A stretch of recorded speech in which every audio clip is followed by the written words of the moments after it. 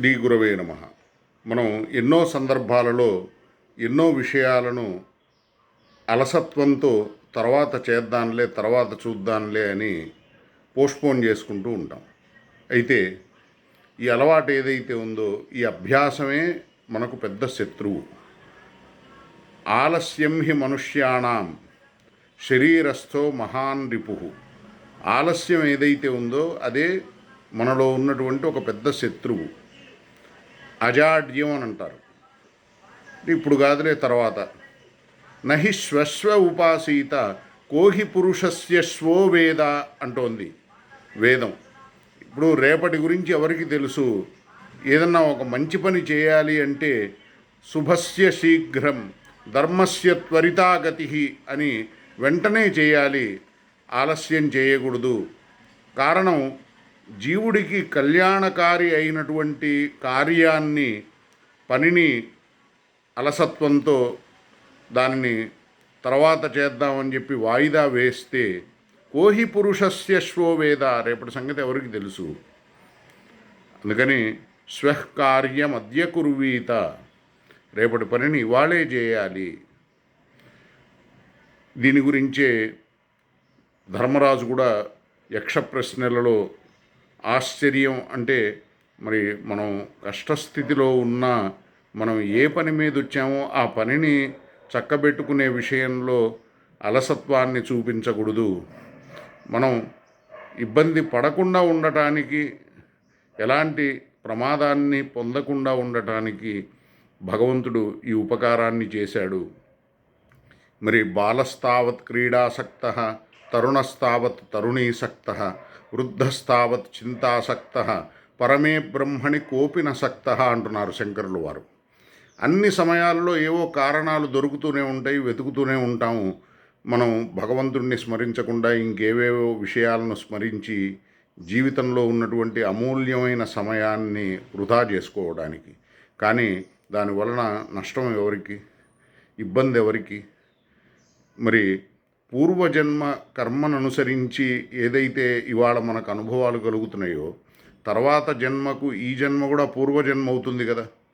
ఇప్పుడు మనం చేసే ప్రయత్నాలు కానీ, మనం తీసుకునే జాగ్రత్తలు కానీ, మనం అప్రమత్తంగా ఉండి శ్రద్ధతో మన భవిష్యత్తుకు సంబంధించి చేసే ప్రతి ప్రయత్నం కూడా మనకు ఉపకారం చేసేదే అవుతుంది కదా.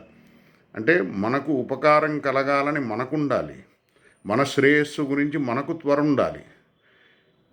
ఇప్పుడు విద్యార్థికి చదువుకోవాలని లేకపోతే ఎన్ని రకాల అవకాశాలని కలిగించినా, ఎన్ని విధాలుగా సహకరించినా, ఎంతమంది అనుకూలంగా ఉన్నా, ఈ చదువుకునే వ్యక్తికి చదువుకోవాలని లేకపోతే వాళ్ళు ఎన్ని రకాలుగా ఉపయోగపడే విధంగా ఉన్నా కానీ వీళ్ళు దాన్ని సద్వినియోగం చేసుకోలేరు, వీళ్ళు ముందుకు వెళ్ళలేరు, రాణించలేరు.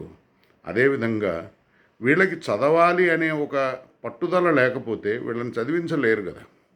అట్లానే సాధన విషయంలో కూడా మనల్ని మనం ఉద్ధరించుకోవాలి అనే భావన లేకపోతే, నిశ్చయం లేకపోతే మనం ఎలా ఉద్ధరింపబడతాం? దానికి ప్రత్యేకించి మనకే తపన ఉండాలి.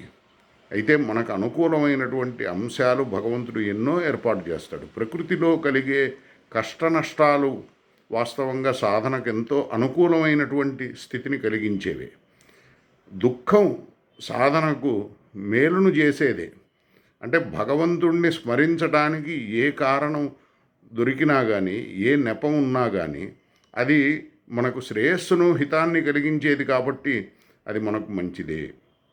కానీ భగవంతుణ్ణి విస్మరించటానికి ఏ కారణాన్ని వెతుక్కున్నా కానీ అది మనకు హానిని చేసేదే. మన శ్రేయస్సును కాదనుకొని మనం విపరీత ధోరణితో పక్కదోవ పట్టడానికి చేసే ప్రయత్నమే అవుతుంది. అందుకని భజన బలాన్ని పెంచుకోవాలి, భజన మార్గంలో ఉండాలి, భక్తిని చేయాలి, సాధన విషయంలో శ్రద్ధను వహించాలి, ఉన్న అవకాశం యొక్క విలువను సదా గుర్తుంచుకోవాలి. చిన్నపిల్లలు ఆటలలో, అట్లానే యువకులు యవ్వనం దశలో యువతులు కానీ యువకులు కానీ వేరే విషయ భోగాలలో, అనే వృద్ధులు చింతలతో, అంటే అన్ని సమయాలలో ఏవో మనకు ప్రయోజనం, ఇంకెక్కడో మనకు సుఖం ఉంది, ఇంకేదో మనకు కావాలి అనే మానసిక బలహీనతలు ఉంటూనే ఉంటాయి. కానీ మనస్సును నిర్మలంగా చేసుకుంటూ పోతే ఆ బలహీనతలు దూరం అవుతాయి. మనకి ఏది ప్రయోజనమో దాని విషయంలో మనం శ్రద్ధను వహించగలుగుతాం. ఈ అంశాన్ని మనం నిజంగా సద్బుద్ధితో స్వీకరిస్తున్నట్లయితే ప్రత్యేకించి మనం గట్టి ప్రయత్నం చేయవలసింది కేవలం సత్సంగం విషయంలో, సద్భక్తి విషయంలో. ఎందుకంటే తస్మాత్ యతేత పుణ్యేషు యైచ్చేన్ మహతీం శ్రియం అంటున్నారు పరాశరుల వారు. నోద్యమా భూతిహేతవ. అంటే మామూలుగా మనం ఏదైనా ఒక ప్రయత్నం చేస్తే మనకు దాని వలన లాభం కలుగుతుంది, కష్టపడితే ఫలితం దక్కుతుంది అనుకుంటారు. కానీ కష్టం అనేది భగవత్ కృపను పొందటం కోసం, భగవంతుణ్ణి ప్రసన్నుణ్ణి చేసుకోవడం కోసం ప్రయత్నం ఉండాలి. శ్రమ దాని గురించి ఉండాలి. ఆరాటం, తపన, ఆతృత, త్వర ఆ విషయంలో ఉండాలి, ఆ అంశంలో. అప్పుడు మహతీం శ్రియం, శాశ్వతమైనటువంటి ప్రయోజనాన్ని, పరమార్థాన్ని సాధించగలుగుతాం. దాని విషయంలో మనం జాగరూకులమై ఉండాలి, భగవత్ కృపను పొందాలి. హరయే నమః, గురవే నమః.